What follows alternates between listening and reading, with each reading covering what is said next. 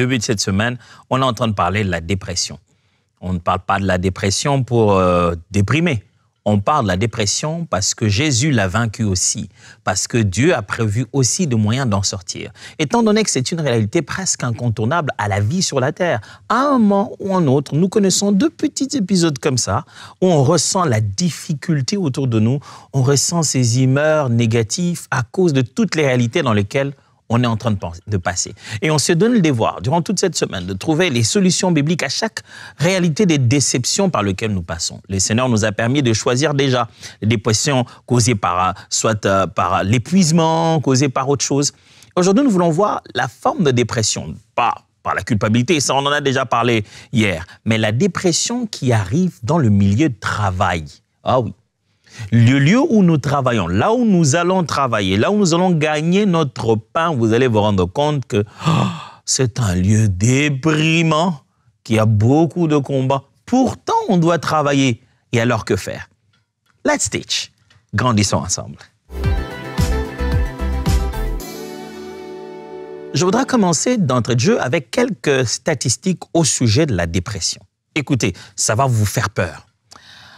Il y a en fait 264 millions de personnes dans le monde qui souffrent de dépression par année. 264 millions de personnes dans le monde dans la dépression. Puis, il y a 44 milliards de dollars de pertes, rien qu'aux États-Unis, causées par la dépression au travail. C'est-à-dire des entreprises perdent par année jusqu'à 44 milliards de dollars aux États-Unis seulement. Et ces pertes qui sont connues dans ces entreprises sont la conséquence de la dépression des employés. Un employé déprimé pendant une année, ça fait perdre 44 milliards de dollars. Écoutez encore ça. 28% d'augmentation de la dépression dans le milieu professionnel après Covid. À cause de la Covid, la dépression dans le milieu professionnel est montée à 28%. Si ça pouvait monter comme ça dans d'autres domaines.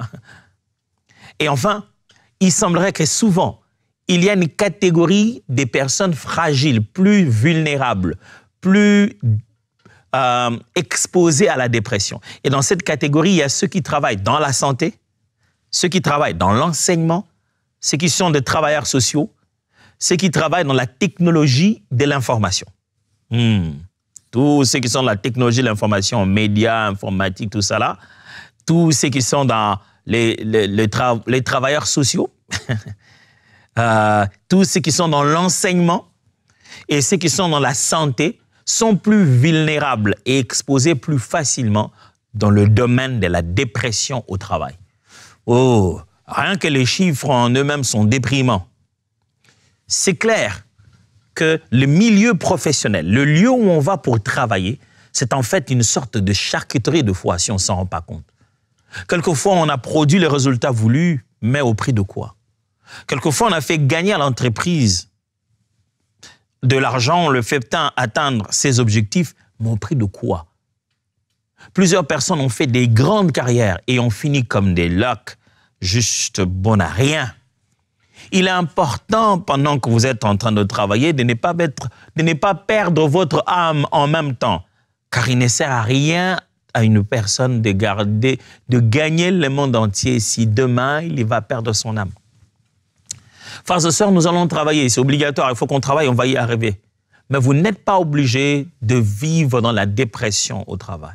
Et si vous ne comprenez pas comment ça fonctionne, vous quitterez un employeur vers un autre, un emploi vers un autre. Vous employerez une personne ou une autre, vous resterez toujours en train de vous déprimer, que vous soyez chef d'entreprise, que vous soyez vous-même employé, que vous soyez collaborateur, actionnaire. Le milieu de travail est un milieu vraiment fragile à la dépression. Voici quelques symptômes de dépression dans le milieu de travail. On dit que lorsque quelqu'un déprime dans le milieu du travail, bien sûr, comme dans toute dépression, il a des fatigues persistantes. C'est encore le début du travail, il vient d'arriver. Mais il est déjà en train de bâiller, il vient à peine d'arriver. Qu'est-ce qu'il a? T'as dormi à quelle heure? Non, j'ai bien dormi pourtant, j'ai dormi depuis 19 heures. Et là, il est quand? Tu t'es réveillé à quelle heure? Bon, vers 7h30. Il est quelle heure? Il est 8h45. Mais pourquoi tu te mets à bâiller comme ça? Je me sens fatigué. Il n'a encore rien touché. Il est fatigué. Ce n'est pas juste son corps. Ce n'est pas au niveau de sa santé physique. C'est quelque chose qui se passe au niveau du poids du travail. Il y a aussi baisse de motivation et d'intérêt. On commence à voir au travail, la personne vient, mais se sent plus concernée. Troisièmement, il y a difficulté à se concentrer. Au travail, la personne est là, mais n'arrive pas. On a envie de dire, hey, est-ce que tu suis? Ah, oui, j'ai compris. Et puis, après 2 minutes, ils vous appellent. Tu avais déjà dit quoi tout à l'heure, mais tu ne suivais pas alors. Ce n'est pas que la personne manque d'attention ou manque de professionnalisme. Malheureusement, dans le milieu de travail, les gens ne sont pas là pour se faire des amis et devenir les meilleurs amis du monde. Ils sont là pour des résultats, surtout dans nos sociétés capitalistes. On est là pour des résultats. Si tu ne te sens pas bien, va dormir, on va prendre quelqu'un d'autre. Mais il y a aussi irritation et frustration. Quand quelqu'un déprime au travail, il devient à fleur de peau. C'est-à-dire qu'il se fâche pour rien. Dès que quelqu'un lui parle, il dit toi aussi. Il te dit toi aussi, c'est-à-dire qu'il y avait quelque chose d'autre avant toi. Tu peux subir une mauvaise réponse. Tu n'étais pas la cause en réalité. Il est déjà à fleur de peau, il est déjà au bout des nerfs. Il déprime en fait. Il est devenu irritable, frustré. Quand il parle, ses interventions sont déprimantes. Tu peux sentir qu'il est dans un autre monde. Quand lui parle, il voit que le côté négatif. Il voit que comment il souffre au travail. Oui, ou alors il y a absence de fréquente. Je veux dire absence fréquente. Quand quelqu'un déprime dans le milieu de travail, il devient de plus en plus absent. Il y a des excuses, des belles excuses. Au début, vous croyez à ces excuses et puis demain, vous vous rendez compte que il dit que quelque chose l'empêche de venir au travail. Il est lourd à venir au travail.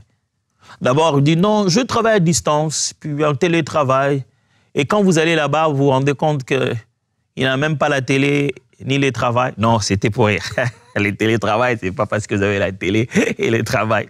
Mais c'est juste pour dire que il veut rester à la maison parce que le milieu du travail commence à le déprimer. Il y a un sentiment de désespoir ou de découragement. Vous sentez que la personne est découragée. Il se dit, mais on va où? C'est quoi tout ça? Et puis, il y a des problèmes physiques, comme dans plusieurs dépressions. Quand on subit des dépressions au travail, la personne commence à avoir des petits bobos, des petites maladies. Quoi? Il avait attrapé un rhume. Il attrape si facilement tous les rhumes.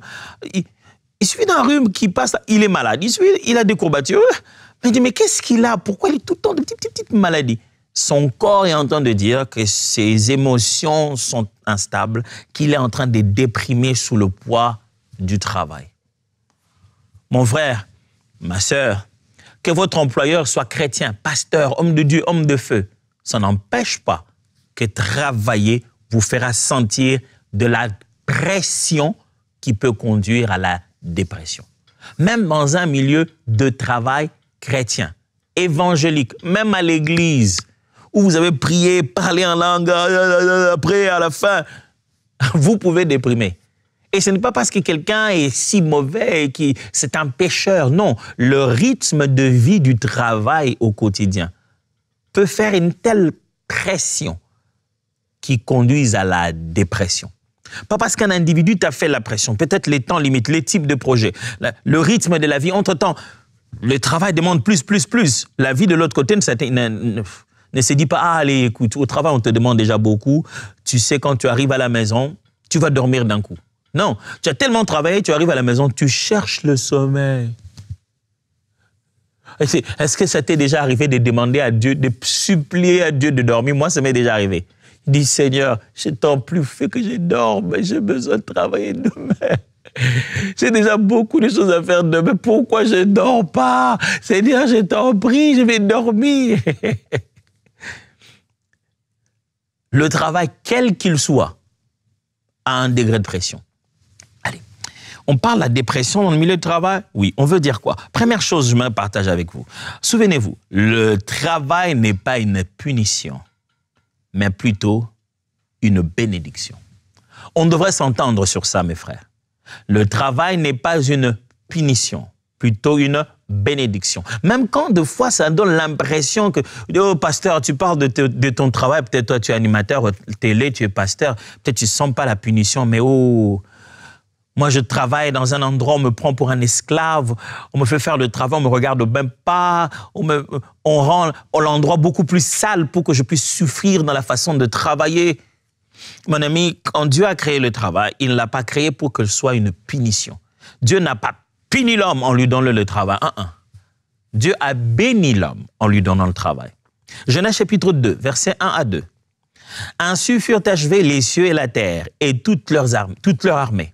Dieu acheva au 7e jour son œuvre qu'il avait fait. Et il se reposa au 7e jour de tout son ouvrage qu'il avait fait. La Bible montre Dieu qui a travaillé lui-même. Le travail ne vient pas par une malédiction de l'homme qui aurait péché dans le jardin d'Éden. Non, le jardin d'Éden lui-même est le résultat du travail de Dieu. Le travail a précédé même l'existence de l'homme. Dieu, en tant que Dieu, a donné l'exemple par le travail. Le travail est une bénédiction. Genèse chapitre 2, toujours, verset 5 maintenant. Lorsque l'Éternel Dieu fit une terre et des cieux, aucun arbuste de champ n'était encore sur la terre et aucune herbe de champ ne germait encore. Car l'Éternel n'avait pas fait pleuvoir sur la terre et il n'y avait point l'homme pour cultiver le sol. Vous voyez? Dieu n'a pas finalisé son œuvre jusqu'à ce que l'homme arrive. Dieu n'avait pas finalisé. Il fallait attendre un moment où l'homme viendrait et l'homme alors se mettrait à cultiver le sol. Ce n'est pas une malédiction. Il était prévu. Dieu a créé le tout. Il a dit, je vais envoyer la pluie après et puis l'homme va venir travailler pour cultiver le sol. Le travail est la raison pour laquelle Dieu a créé l'homme. Regardez ce beau passage de Proverbes chapitre 12, verset 27. Proverbes chapitre 12 au verset 27. Il est écrit, « Le paresseux n'érotit pas son gibier, mais le précieux trésor d'un homme, c'est l'activité. » Il dit, celui qui ne travaille pas, il ne peut pas manger. C'est qu'un être humain a de plus précieux. C'est le fait qu'il soit actif à travailler pour gagner le pain. Le travail, mes amis, est une bénédiction. Là où vous allez là où ça vous fait mal à la tête, là où le manager vous énerve, là où maintenant vous sentez que ça devient un peu du racisme, si vous sentez qu'il y a un peu de... il y a un manque de professionnalisme, vous sentez qu'il y a même de l'harcèlement.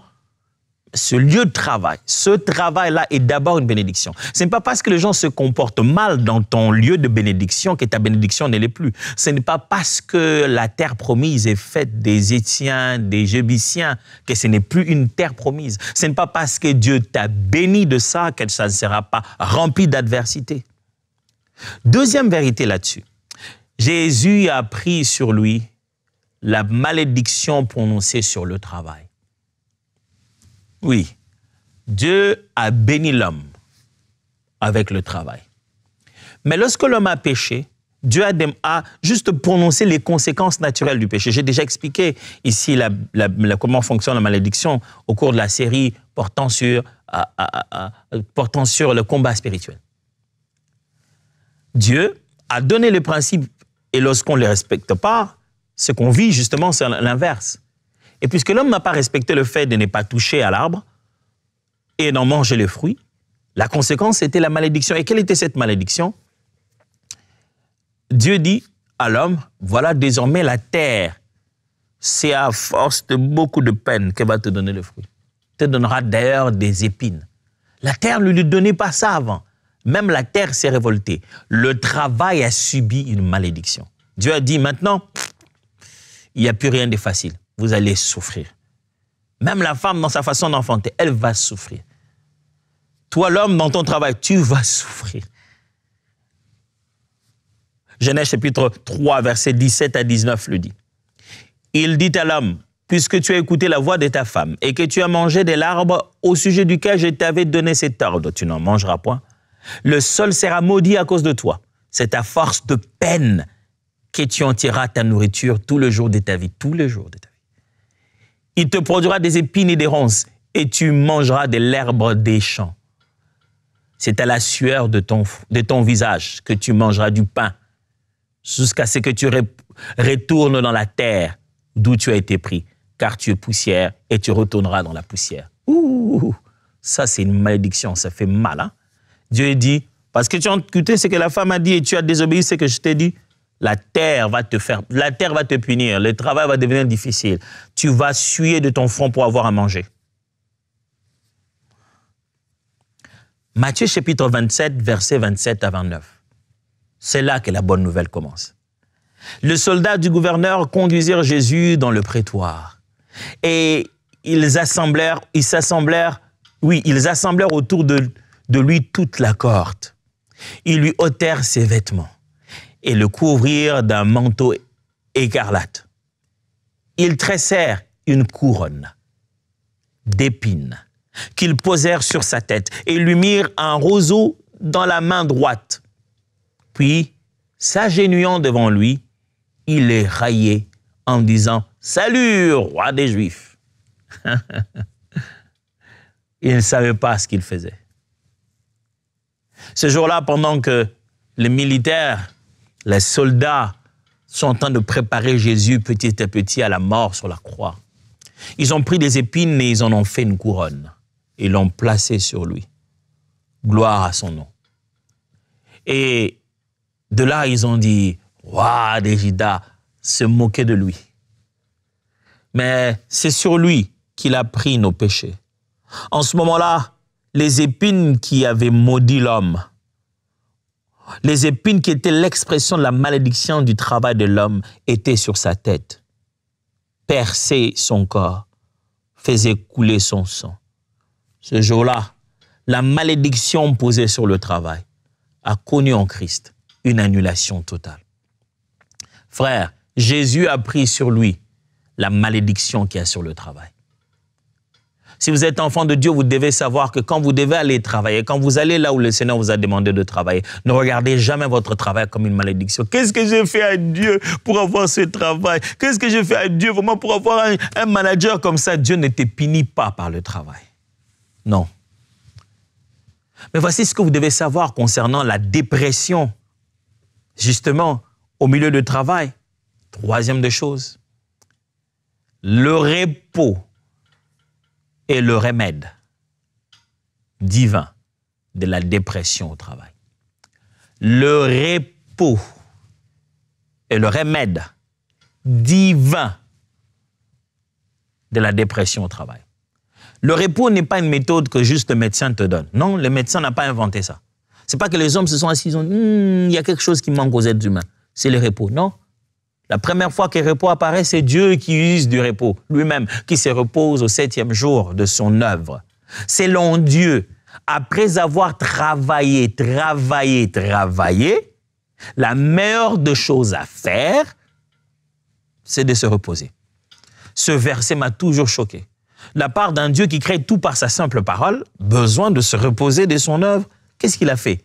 Les gars, il a fait que parler. Après, qu'est-ce qui se passe? Pourquoi il a besoin de se reposer? Dieu établit par le sabbat une règle importante que tout enfant de Dieu doit apprendre à faire. Ne te mets pas à travailler au point de ne même pas avoir le temps de te reposer. Aujourd'hui, la vie, c'est quoi? Le monde d'aujourd'hui, on travaille beaucoup pour avoir les moyens de mieux se reposer. C'est comme ça que le monde d'aujourd'hui est devenu. Mais il faut que tu te reposes. La solution de Dieu face à cette dépression que tu ressens au travail. Écoute-moi, mon frère, écoute-moi, ma sœur. Ça ne va pas baisser. Tu vas faire un peu de repos quand tu reviens. Le travail va reprendre le même rythme et même plus. On va t'en demander davantage et davantage. Mauvaise nouvelle. Ça va devenir encore pire qu'hier. Même quand tu auras quitté le travail, tu chercheras à trouver un travail où il y a un meilleur salaire. Meilleur salaire veut dire plus de pression. Plus de pression veut dire plus de possibilités de dépression. Ou tu es content parce que tu as quoi? Promotion. On n'a pas seulement promu. Tu n'as pas seulement reçu la promotion. Tu as été maintenant plus approché à la dépression à cause du degré de pression. C'est pour ça qu'on a fait une compensation avec plus de moyens. On te donne plus de moyens pour mieux te faire de la pression et ça te rend de plus en plus vulnérable à la dépression. Alors non, comme ça, je n'ai pas de promotion, je ne vais pas avoir de grandes responsabilités. Il n'y a pas des tâches sur la terre, qu'il n'y ait pas des pressions qui viennent avec. Le secret, c'est apprendre à se reposer. Matthieu chapitre 6, versets 30 à 34. Les apôtres s'étant rassemblés auprès de Jésus, lui racontèrent tout ce qu'ils avaient fait et tout ce qu'ils avaient enseigné. Jésus leur dit, oh, wow, Jésus leur dit, venez à l'écart dans un lieu désert et reposez-vous un peu. Car il y avait beaucoup d'allants et de venants. Ils n'avaient même pas le temps de manger. Ils partirent donc dans une barque pour aller à l'écart dans un lieu désert. Beaucoup de gens les virent s'en aller et les reconnurent. Et de toutes les villes, on accourut à pied, on les dévança au lieu où ils se rendaient. Quand ils sortirent de la barque, Jésus vit une grande foule, fut ému de compassion pour eux, parce qu'ils étaient comme des brebis qui n'ont point de berger, et il s'est mis à leur enseigner beaucoup de choses. Jésus avait envoyé les disciples, le voilà revenu, ils sont en train de faire un rapport. Il dit, Seigneur, on a fait des choses, on a prêché, les gens étaient guéris. Et Jésus leur dit, venez avec moi. Il les amène et dit, allons à l'écart, j'aime le terme, en un lieu désert. Ce n'est pas seulement le repos qui signifie ne pas venir au travail. La qualité de ton repos est déterminée par où tu vas quand tu ne travailles pas. Je vais répéter ça. La qualité de ton repos est déterminée par où tu te rends quand tu ne travailles pas. Ils ne prêchent plus, ils ne sont plus avec... Ils étaient avec les gens, ils prêchaient, mais la Bible dit, après avoir prêché, le voilà, ils reviennent chez Jésus, ils donnent des rapports. Jésus se rend compte que, oui, ces gens me donnent des rapports, mais le climat où on est, c'est comme s'ils travaillent toujours. C'est rempli de gens. La Bible dit, il y avait tellement de venants et des allants, tellement de va-et-vient qu'ils n'avaient même pas le temps de manger. Il était donc prévu qu'après beaucoup de travail, on mange bien. Et ils n'ont même pas mangé. Alors, Jésus dit non, ils n'ont même pas le moyen de récupérer de force. Écoutez-moi, Jésus-Christ de Nazareth, le Fils du Dieu vivant, Dieu fait chair, l'homme à l'esprit sans mesure, le véritable pasteur, a dit à ses disciples, venez avec moi, là où on va trouver personne, là où on ne trouvera pas les mêmes besoins que vous avez ici. On doit se reposer de qui? Des gens qui demandent qu'on prie et qu'on les guérisse. Ah, Jésus, les gens qui veulent nous écouter parler, on doit se reposer d'eux. Frères et sœurs, pourquoi vous ne vous reposez pas alors, vous? Le plus grand repos, c'est disparaître de là où se trouve la tâche. Chaque législation dans le monde entier offre un petit moment de travail. Si donc votre travail est tel qu'il ne vous permet pas de vous reposer, quand vous l'avez fini, je vous en supplie, ne vous mettez pas à n'importe quoi. Ne vous mettez pas encore à aller avec les allants et les venants. Jésus dit, le climat ici, des gens entrés, sortis, tout ça là, ça ne vous permet pas de vous reposer. Vous ne pouvez pas venir du travail, sachant que demain, vous allez encore faire un travail dur et tout ce que vous voulez, c'est quoi? Rester avec les amis, parler, rire et tout ça là. Vous êtes encore en train de fatiguer votre corps. Vous ne pouvez pas faire ça toutes les semaines et chaque fois. Il y a des fois où vous devez vous reposer, même des entrants et des allants. Des invités, des amis, des gens avec qui causer. Pas parce que vous devez bouder, parce que juste le corps a besoin d'être étendu là dans un lieu désert, dans un grand silence en train de se reposer. Genèse chapitre 2, versets 1 à 3, la Bible dit « Ainsi furent achevés les cieux et la terre et toute leur armée. Dieu acheva au 7e jour son œuvre qu'il avait fait. Il se reposa au 7e jour de tout son ouvrage, de toute son œuvre qu'il avait fait. Dieu bénit le 7e jour et les sanctifia parce qu'en ces jours, il se reposa de toute son œuvre qu'il avait créée en le faisant. » Vous imaginez, Dieu se reposait. Quatrième et dernière vérité. La véritable raison de travailler est de rendre gloire à Dieu. Je suis en train de partager ici 4 principes qui peuvent vous aider à vous débarrasser de la dépression dans le milieu du travail. Je ne voulais pas vous donner des astuces. Quand vous voulez vous débarrasser de la pression, vous arrivez, calmez-vous d'abord. Non, ce n'est pas de ça que je parle. Je parle des vérités fondamentales qui, lorsque vous les intériorisez, ça vous donne un tout autre état d'esprit dans le milieu du travail face à la dépression. Et la dernière des vérités, donc, c'est la véritable raison de travailler et de rendre gloire à Dieu. Vous ne travaillez pas pour gagner de l'argent, ça va vous déprimer. Vous travaillez pour fonctionner et rendre gloire à Dieu. Éphésiens chapitre 6, versets 5 à 9. Vous, esclaves, obéissez à vos maîtres terrestres avec crainte et respect, avec droiture de cœur, et c'est là par égard pour le Christ. N'accomplissez pas votre tâche seulement quand on vous surveille, comme s'il s'agissait de plaire à des hommes, mais agissez comme des esclaves du Christ qui accomplissent la volonté de Dieu de tout leur cœur. Faites votre travail de bon gré, et c'est là par égard pour le Seigneur, et non par égard pour les hommes. Car vous savez que chacun, qu'il soit esclave ou libre, recevra ce qui lui revient selon le bien qu'il aurait fait. Quant à vous, maîtres, agissez suivant les mêmes principes envers vos esclaves, sans user de menaces, car vous savez que le Seigneur qui est au ciel est votre maître tout autant que le leur, et il n'agit jamais par favoritisme.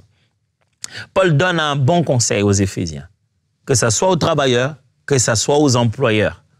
Il leur dit, vous deux, employés et employeurs, faites ce que vous êtes en train de faire, sachant que vous êtes en train d'accomplir l'œuvre de Dieu pour sa gloire. Vous qui travaillez, ne mentez pas à l'employeur aux heures de travail en train de faire autre chose. Et que quand vous le voyez, c'est là que vous agitez. Vous qui avez mis les autres au travail, ne les menacez pas. Il ne doit pas devenir, il ne doit pas souffrir sous le poids de la tâche. Mais vous deux, faites ce que vous êtes en train de faire pour la gloire de Dieu. Mon frère, réveille-toi, va au travail. Pas pour le manager, non. Pas pour cette personne qui a des langages grossiers ou qui vous traite avec tellement de mépris et qui est raciste. Non, vous n'allez pas pour lui au travail. Que vous travaillez à l'église, que vous travaillez, je ne sais pas où que ce soit, que vous soyez dans la police, dans la santé, dans l'enseignement, vous ne travaillez pas pour ces élèves qui ne vous respectent même pas. Vous travaillez pour Dieu. Vous travaillez pour qu'à la fin de la journée, vous puissiez vous dire, tout est accompli. Si vous travaillez pour Dieu, il vous donnera l'énergie nécessaire pour finir votre mission. Si vous travaillez pour Dieu, il vous donnera la force nécessaire pour sortir de cette dépression. Est-ce que j'ai parlé à vos cœurs? Est-ce que je parlais à ton cœur? Que tu sois dans la santé, que tu sois dans l'enseignement, que tu sois travailleur social, policier ou quoi que ce soit, que tu sois dans les technologies de l'information, que tu sois dans la politique, tu déprimes au travail. Souviens-toi d'une chose, tu n'es pas là pour les hommes. Tu es là pour Dieu. Tu déprimes au travail. Souviens-toi d'une chose. Apprends à te reposer. Quand tu as l'occasion de te reposer, repose-toi sans avoir pitié de qui que ce soit. Tu déprimes au travail. Sache que le travail n'est pas une malédiction. Parce que la malédiction qu'il y avait sur le travail, Jésus l'a pris. Tu déprimes au travail. Souviens-toi que ce travail-là est une bénédiction. Demain, nous allons clôturer tous ces sujets sur la dépression. Pour l'instant, que la main de l'Éternel soit sur vous. Au nom de Jésus. Amen. Dieu vous bénisse. Bienvenue sur Teach, votre émission d'enseignement et de maturité spirituelle. Il a plu au Seigneur, depuis le début de cette semaine, de nous parler de la dépression. Oui, en tant que disciples de Jésus-Christ, nous devons faire attention aussi sur ces réalités qui sont incontournables à tout être humain pendant que nous vivons encore sur cette terre. Alors, que faire de la dépression? Comment gérer la dépression? Aujourd'hui, nous allons en particulier parler de la dépression qui a pour source de l'épuisement. Et on utilisera beaucoup les cas du prophète Élie pour pouvoir découvrir comment ça fonctionne et surtout, quels sont les principes y afférents. À la fin de cette émission, je prie Dieu que vous puissiez commencer à prendre vraiment en compte l'usage de votre corps. Et ça, je vous l'ai dit, ça vient de la part de quelqu'un qui travaille beaucoup et qui sait comment c'est dangereux de travailler beaucoup. Alors, let's teach. Grandissons ensemble. Je voudrais commencer aujourd'hui par cette affirmation du pasteur Rick Warren. Vous connaissez pasteur Rick Warren, n'est-ce pas, un prédicateur américain qui a justement écrit un des livres les plus connus, Une vie motivée par l'essentiel. Rick Warren dit ceci. La dépression est une obscurité émotionnelle qui peut affecter même les croyants. Mais Dieu est toujours présent, même dans les moments les plus sombres. La dépression est une obscurité émotionnelle qui peut affecter même le croyant. Oh oui. La dépression, c'est le fait que tu es en contact avec les êtres humains et les réalités terrestres, c'est comme si tu as touché à quelque chose de contagieux et ça peut te contaminer. C'est une sorte d'obscurité émotionnelle qui peut affecter même le croyant. Mais j'aime sa citation à cause de cette parole d'espoir qu'il ajoute à la fin. Mais Dieu est toujours présent, même dans les moments les plus sombres. Le psalmiste le dit comme ça, même quand je traverse la vallée de l'ombre de la mort, quand je traverse la vallée de l'ombre de la mort, tu es là avec moi. C'est sûr qu'on est en train de parler de la dépression, mais ce n'est pas pour que vous déprimiez davantage. Vous allez certainement prendre conscience de cette dépression. Vous allez vous rendre compte que les sentiments dont on parle, on dit oui, mais c'est vraiment moi ça. Mais ce n'est pas pour que vous arrêtiez là. C'est parce que le Seigneur est venu vous sortir de là. C'est pourquoi on en parle. Le Seigneur veut vous voir vainqueur. Le Seigneur veut que vous puissiez user de tous les moyens qu'il va mettre à votre disposition pour sortir définitivement de cet état. En effet, la vie du prophète Élie, prédicateur tel qu'il était, a connu des épisodes de dépression, des moments difficiles. Un homme aussi puissant qui faisait descendre le feu. Mais on peut voir quelques épisodes de la vie d'Élie qui vont nous aider à comprendre comment on arrive à être déprimé ayant pour source, point de départ, l'épuisement. 1. La fuite après sa victoire sur le mont Carmel. Cet épisode-là, la fuite après sa victoire au mont Carmel. 1 Roi chapitre 19, versets 3 à 7. Élie prit peur et s'enfuit pour sauver sa vie. Il s'est rendu d'abord à Beersheba, dans le territoire de Juda, où il laissa son jeune serviteur. Puis, il s'enfonça dans le désert. Après avoir marché toute une journée, il s'assit à l'ombre d'un genêt, isolé et demandant la mort. « C'en est trop, dit-il. Maintenant, Éternel, prends-moi la vie, car je ne vaux pas mieux que mes ancêtres. » Si hier vous m'aviez suivi, vous connaissez les caractéristiques de la dépression. Justement, il y a des idées suicidaires. Il y a une définition totalement différente de la vie. On veut réduire le temps de son existence. On déprime. Voici un homme qui, lorsqu'il parle, le feu descend sous l'ordre de sa parole. Un serviteur craint par tous, par les militaires, par le roi, par tous. Un homme de Dieu reconnu dont l'histoire entre comme ça, on se dit, mais c'était qui? C'est Élie. Élie le Tishbite. Il vient à peine de faire descendre le feu en public cette fois-ci. Ce n'est plus sur les militaires qui tentent de l'attraper, mais c'est devant Israël. Le feu est venu du ciel, boum, il a brûlé complètement l'offrande qui était là. Et le peuple a reconnu lequel était le véritable Dieu. Et le peuple a pris les prophètes des Baals, il les a égorgés. Cet homme vient de faire la plus belle démonstration de la puissance du Dieu vivant quand il est défié. Mais maintenant, il entend dire que Jézabel, la femme d'Akab, a fait dire qu'il va le tuer avant que la journée ne finisse, il faut qu'il meure. Juste à cause de cette menace-là, la Bible dit qu'il eut peur. Il a voulu sauver sa vie. Qu'est-ce qu'il fait? Comme il était accompagné de son serviteur, il va à Beersheba, il laisse les serviteurs et dit « Ce ne sont pas tes affaires, je vais m'occuper de mes propres affaires moi-même. » Vous savez, quand quelqu'un déprime, il a tendance à vouloir devenir aussi isolé. Il ne veut pas qu'on l'aide. Il ne veut pas que quelqu'un coule avec lui.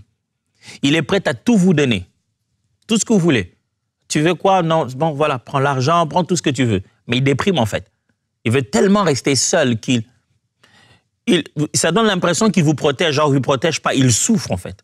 Quand quelqu'un déprime de fois, il vous donne tout pour qu'après, il reste seul. Vous vouliez manger, il a préparé à manger. Vous voulez l'argent, il vous donne l'argent. Il vous donne tout. Mais en fait, il vous met au large, il vous sécurise parce qu'il le sait dit au fond de lui que sa propre vie va la mettre en danger. Peut-être qu'elle ne vaut plus rien. Sécurise les enfants, sécurise la famille, sécurise tout le monde.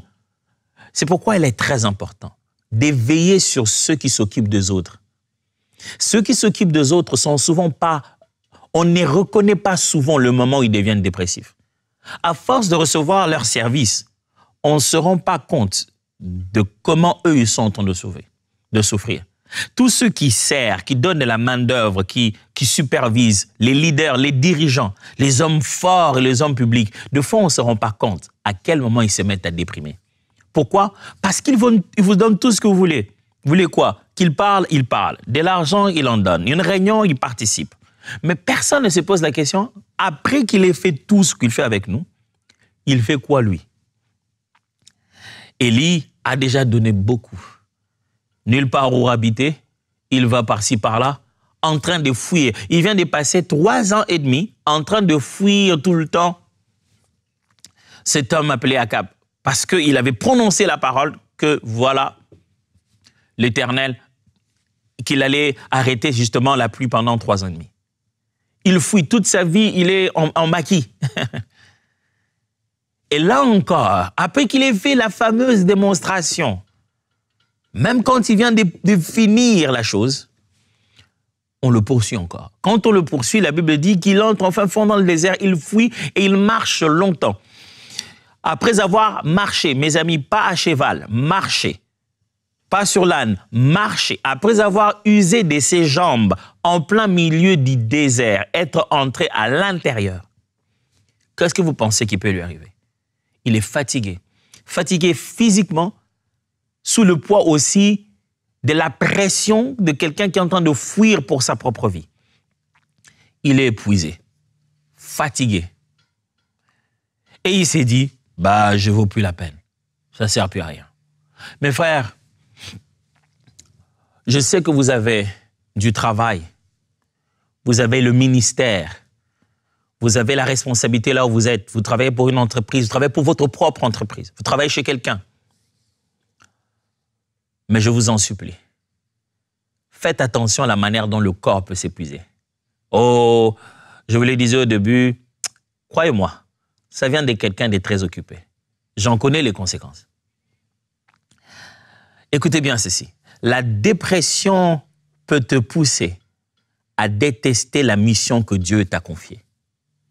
Je vais répéter ça. La dépression peut te pousser à détester la mission que Dieu t'a confiée. Le voilà, Élie, il s'est dit, bah, écoute, je ne suis pas mieux que mes ancêtres, tue-moi. Je vous prie la vie, pardon, Dieu, tue-moi, pardon. Oh, wow. Si tu t'épuises souvent à la tâche que Dieu t'a demandée, tu risques de commencer à la détester, cette tâche-là. Ce n'est pas parce que Dieu t'a donné une mission que ce qu'il attend de toi, c'est l'épuisement à tout moment. Sachez-le bien que le fardeau peut être si fort qu'il devient lui-même la raison de notre chute.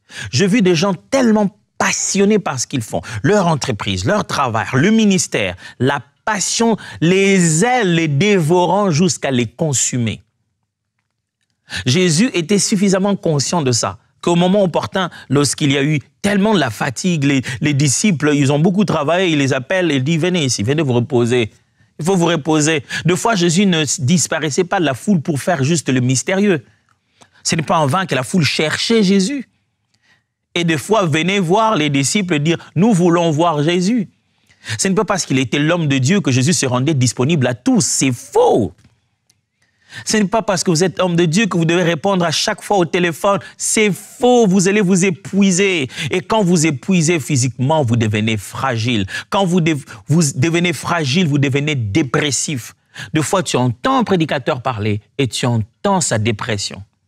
J'ai vu une fois une vidéo très triste d'un homme de Dieu qui était en train de prêcher. En plein milieu de la prédication, il a fait une crise d'AVC. Et les gens ont cru que c'était spirituel au début.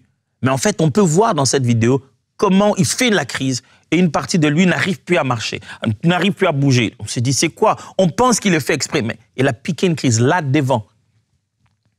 Mon frère, c'est l'œuvre de Dieu. C'est l'œuvre de Dieu, pas de toi. Tu n'auras pas une meilleure couronne parce que tu auras détruit ton corps. Le temple du Saint-Esprit, la Bible dit, c'est lui qui le détruit, Dieu le détruira. Tu ne t'assiras pas à côté du Seigneur parce que tu auras donné ton corps à souffrir, à bosser dur. Dieu ne te mettra pas à la place des martyrs parce que tu as travaillé mal de ton corps et que tu en es mort. Ouais, je sais que c'est un peu trop dur, mais quelquefois, il faut rêver, en fait. Tu travailles autant, tu te mets autant à travailler, mais à un moment donné, le travail peut devenir la porte d'entrée de toute ta dépression. Et souvenez-vous, la dépression peut te pousser à détester la mission que Dieu t'a donnée. Il y a des gens aujourd'hui qui détestent, qui vont être pasteurs, mais ils n'aiment plus. Que ce soit l'église ou il est chargé des médias, c'est lui les caméramans, ils n'aiment plus. Pourquoi? Parce qu'il a fait que multiplier ses efforts, travailler outre mesure, travailler au-delà des heures, travailler, il ne fait que des sacrifices tout le temps. Quand on arrive à un certain degré d'épuisement, même quand c'est la mission que Dieu nous a donnée, on commence à la détester. Élie, tu as oublié qui tu es? Tu veux mourir maintenant? Élie, est-ce que tu ne sais pas que tu es appelé de Dieu? Oui. Mais cette entreprise, tu avais demandé ça à Dieu, il te l'a donné. Maintenant, tu ne veux plus de l'entreprise. Oui, je suis épuisé. Est-ce que quelqu'un ressent ça? Tu es épuisé de fournir les efforts dans cette entreprise. Tu es épuisé de continuer à aller travailler à cet endroit. Ce travail pour lequel, au début, tu avais dit, Seigneur, je te dis merci pour le travail. Maintenant, tu étais ça épuisé. Tu déprimes. Tu commences à détester le travail en question. Tu commences à te dire, est-ce que c'est vraiment le travail ou c'est pas les diables qui viennent m'amener dans la distraction? Une deuxième pensée que j'aimerais dire à ce niveau, c'est que la dépression te fait souvent croire que la mort est une solution inévitable et efficace. C'est ce qui arrive avec Élie ici. Élie pense que maintenant la solution à ce problème-là, où il est fatigué en train de fuir dans le désert, la solution qui est la meilleure, c'est qu'il doit mourir. C'est inévitable et ça sera plus efficace. Il faut que je meure dans tous les cas. Écoutez-le en train de parler à Dieu et dit, c'en est trop, dit-il. Maintenant, Éternel, prends-moi la vie, car je ne vaux pas mieux que mes ancêtres. Oh, c'est triste de regarder ça. Et si Dieu ne devait nous prendre sur nos paroles, oh, je vous assure que si Dieu devait faire chaque chose qu'on lui demande et qu'on lui dit, on ne serait pas vivant depuis longtemps. Frères et sœurs, la dépression causée par l'épuisement peut souvent vous faire croire que la mort est le meilleur choix. Ne travaillez pas jusqu'à ce que la mort devienne votre meilleur choix. Ne vous épuisez pas à la tâche jusqu'à ce que la mort devienne le meilleur choix. Quand vous commencez à vous sentir épuisé émotionnellement, vous avez tout donné dans cette relation, tout donné. Maintenant, vous êtes fatigué. C'est à ce moment-là que des idées de mourir commencent à venir. Suicidaire, il devient. Dépressif, il devient. Vous pensez que la mort, je préfère, tu ne sais pas quoi éteindre. Puisque tu n'as pas le pouvoir d'éteindre les êtres humains, de les faire disparaître, tu te dis, peut-être que moi, si je fermais les yeux, plus rien n'existerait. Si donc moi je mourais, tout ceci n'existerait plus. Vous êtes épuisé, vous êtes très fatigué. La Bible dit, venez à moi, vous tous qui êtes fatigués, chargés. Jésus a-t-il dit, je vous donnerai du repos. Le Seigneur peut vous donner du repos, mon frère. Ma sœur, écoutez-moi, Jésus peut vous donner du repos. Vous voyez, le même Jésus que nous prions tous les jours. Le même Jésus vers lequel tu vas aller pleurer et dire, Seigneur, j'en ai marre. Oui, il a un plan. Il peut te donner du repos. Vous ne verrez pas Dieu s'énerver contre Élie, vous allez voir ça tout à l'heure. Dieu ne se fâche pas contre lui, mais il prend soin de lui. Il converse différemment avec lui. Il lui fait vraiment un véritable dialogue thérapeutique. Et il l'aide, et il le rend meilleur. Frères et sœurs, Dieu peut vous aider, plus qu'aucun homme ne peut le faire. Et il peut vous sortir de cette dépression. Deuxième épisode qui se passe dans la vie d'Élie. N'oubliez pas, nous sommes en train d'étudier la dépression causée par l'épuisement ici. L'épuisement à la tâche, l'épuisement émotionnel et physique. Deuxième épisode d'Élie, c'est la solitude dans la détresse. Il est seul en train de souffrir. Frère, avez-vous déjà ressenti ça? Avez-vous déjà ressenti, ma sœur, le fait d'être vraiment seul? C'est-à-dire que tu passes par tous les paramètres de ta tête, tu te dis, en fait, je suis seul, quoi. Tu te rends compte que le monde dans lequel nous sommes, les gens vont toujours parler. Les gens donneront toujours leur avis. Chacun dira, chacun pensera, chacun tentera de te dire quelque chose, chacun jugera ce que tu as fait. Mais au fond, tu es seul. C'est ta propre vie. C'est-à-dire que quand quelqu'un déprime, il a deux fois le langage de dire, dans tous les cas, c'est ma vie. C'est ma propre vie, je vais assumer ce que je veux faire moi-même. Parce qu'au fond, il est arrivé à la réalisation que, mais en réalité, je suis seul. Je suis seul, c'est ma propre vie, donc ce qui m'arrive n'affecte personne. Personne ne va sentir ma douleur. Même la personne avec qui je partage le lit, qui dort avec moi, ne sentira pas ma douleur jusqu'à ce point. Au fond, je suis seul. Je suis le seul à savoir les véritables intentions. Tout le monde peut me faire des procès d'intention, imaginer que je l'ai dit parce que je pensais. Mais moi seul, en réalité, je sais qu'est-ce que j'ai en réalité dit. Est-ce que vous vous sentez seul? Est-ce que vous vous sentez abandonné? Ne laissez pas le diable, en ce moment-là, s'aimer quelque chose de négatif dans votre tête. Élie s'est senti comme ça aussi. 1 Roi chapitre 19, verset 10, la Bible dit, « Il répondit, « J'ai déployé mon zèle pour l'Éternel, le Dieu des armées, car les enfants d'Israël ont abandonné ton alliance. Ils ont renversé tes autels et ils ont tué par l'épée tes prophètes. Je suis resté, moi, seul, et ils cherchent à m'ôter la vie. » Oh, Élie, mon ami, tu crois vraiment que le créateur de l'univers n'a créé que toi? Tu crois vraiment que Dieu n'a que toi comme réserve? Et Dieu lui répondra après en lui disant, « Hé, Élie, t'en fais pas. J'en ai gardé encore une bonne quantité de ceux qui n'ont pas fléchi devant Baal. » Vous savez, quand vous êtes épuisé à la tâche, vous commencez à avoir l'impression que Dieu n'a que vous. Quand vous avez l'impression que ça ne se fera pas sans vous, Dieu est obligé de le faire par vous, c'est pas une bonne façon. La meilleure façon de se dire, c'est plutôt se dire, quelle est ma part? Qu'est-ce que Dieu attend de moi? Qu'une fois que je l'aurai fait, à partir de là, je ne suis plus responsable de la suite de la chaîne. Élie dit, je suis devenu seul. Dieu, il n'y a plus personne en Israël qui est juste. Tout le monde veut le mal contre moi. Mon frère, même quand tu as l'impression que personne ne te comprend, les êtres humains sont mauvais, il y a sur la terre des gens qui savent très bien par où tu passes. Tu te dis, mais est-ce que le pasteur comprendra de quoi je parle?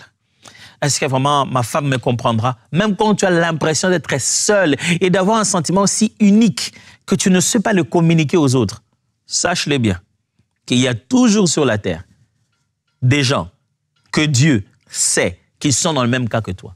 C'est ce qu'il essaie d'expliquer à Élie. Élie, tu n'es pas le seul. Il y a des gens qui fuient aussi comme toi. Fuir, ce n'est pas une défaite. Fuir, ce n'est pas la fin du monde. Tu n'as pas besoin de mourir. Élie, il y a des gens même qui se cachent. Toi, tu étais libre. Il y a des gens qui se cachent dans des grottes, qui sont aussi des prophètes comme toi. C'est ce que j'aimerais te dire, mon frère. Il y a aussi des jeunes hommes qui sont en train de tenter de se marier et qui ne savent pas où trouver l'argent. Tu n'es pas le seul. Il y a aussi des jeunes filles, mères, qui tentent de gérer leur enfant et dont le père ne veut même pas entendre parler. Tu n'es pas la seule. Dieu essaie de te dire, tiens bon, le cas comme le tien, il y en a multiples et j'en ai aidé pas mal. Et je sais comment fixer ce type de problème. Ma sœur, fais confiance au Seigneur. Mon frère, fais confiance au Seigneur. Tu te déprimes, tu te dis, je suis le seul à avoir ce genre de maladie. On appelle ça des maladies rares. Si ça s'appelle maladie rare, c'est que ça s'appelle. Si ça s'appelle, c'est que ça a déjà paru quelque part avant toi. Tu n'es donc pas le seul. Cette situation existe. Tu n'es pas aussi seul que tu ne le penses. Il y a certainement quelqu'un qui passe par ce genre de souffrance aussi. Mais l'Éternel est là en train de donner la vie à tout le monde. Retenez ceci. La dépression te fera croire que tu es seul au monde. Ne l'écoute pas. Mes frères, la dépression te fera croire que tu es seul au monde. S'il te plaît, ne l'écoute pas. La dépression te parlera à l'oreille qui te dit, si c'est comme ça, vis seulement toi-même. Personne ne pourra t'aider. Fais seulement ton bout de chemin seul. Ne l'écoute pas. Quand tu déprimes, tu te rends compte que plus personne ne te comprend dans le monde entier. Ne l'écoute pas. La dépression te fera croire que tu es seul au monde. S'il te plaît, ne l'écoute pas. C'est ce que ça a commencé à faire à Élie ici.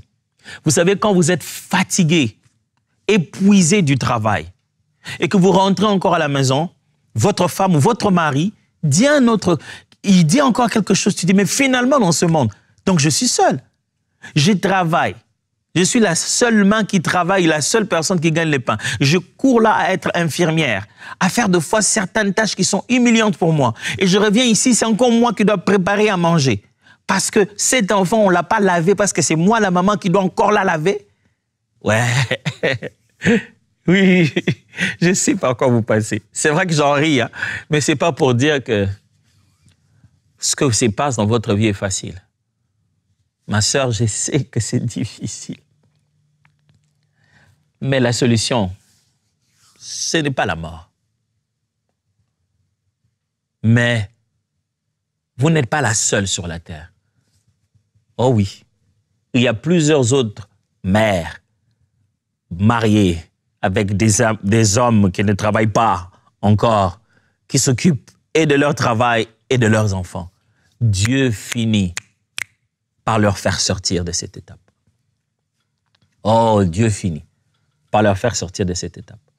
Peut-être que vous, votre situation, c'est que vous êtes un homme, mais vous allez vous rentrer. Vous vous rendez compte que vous vivez dans la famille et personne d'autre dans la famille n'arrive à voir ces peu de moyens que vous avez. Vous avez des demandes à gauche et à droite, la famille appelle au pays, hein, qui demande d'envoyer, tout le monde t'envoie des demandes. Et ça, c'est après que tu sois rentré de ton travail de vigile et que tu as à peine eu le temps de dormir qu'en arrivant, ta mère t'appelle avec une voix culpabilisante en disant « Mon fils, si tu ne fais rien, je n'ai que toi ». Tu te dis, mais ce n'est pas possible, ce n'est pas vrai, qu'est-ce qu'il y a? Pourquoi personne ne comprend que je souffre? Je ne peux pas être les seuls à donner, je ne peux pas résoudre le problème de tout le monde. Oui, mon frère, je sais de quoi tu parles. Mais tu n'es pas seul. Il y a sur la terre des gens qui sont exactement dans la même condition que toi. Il y en a même qui étaient dans la même condition que toi. Et ils ne sont plus. C'est pour ça qu'on en parle. C'est pour t'expliquer que même des gens dans la Bible ont connu cette solitude. Elle n'est pas obligée d'être permanente. Ne la nourris pas, elle va te dévorer. La dépression est une forme de croque-mitaine. Si tu nourris la dépression, elle va te dévorer. Si tu nourris la dépression, il y a un moment où il n'y aura plus rien à lui donner. Il n'y aura aucune autre nourriture à lui donner que ton âme et ton cœur et ta santé et jusqu'à donner ta vie.